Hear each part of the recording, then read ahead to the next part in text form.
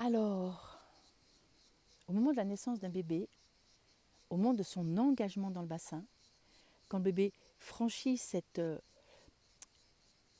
j'allais dire barrière, mais franchit cet espace un peu plus dur qu'est le bassin, il s'engage dans la musculature du périnée qui est autour du vagin.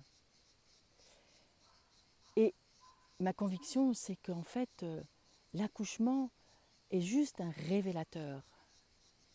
Une difficulté avec votre périnée, ce n'est pas une conséquence de l'accouchement, c'est juste un révélateur d'un périnée qui était pas très conscient ou bien qui avait peur.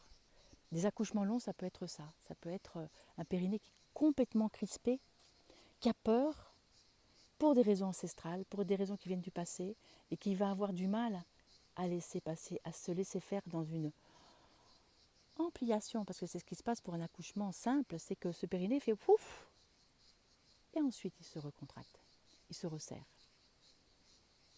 Il y a aussi des accouchements hyper rapides, c'est à travers un périnée qui est un peu abandonné, qui a lâché prise. C'est très souvent un périnée qui va peut-être vraiment s'effondrer ensuite, parce qu'il y a eu un effondrement dans le passé. La façon dont se passe le passage de intra-utérin à la vie à l'extérieur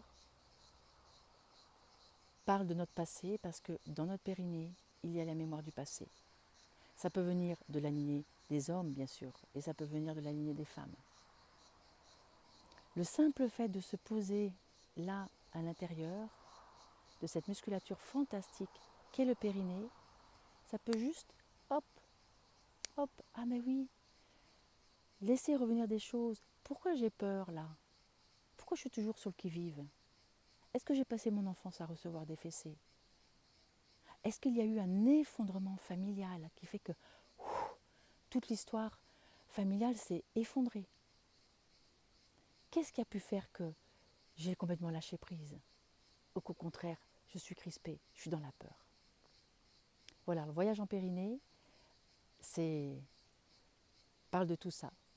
Nos accouchements sont un révélateur, et après, accoucher de soi-même à la vie que l'on veut vraiment avoir, c'est la même chose.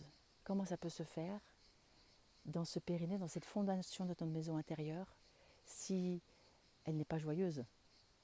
Donc pour retrouver la joie dans la fondation de votre maison intérieure, eh bien, j'ai créé un programme, Voyage en périnée.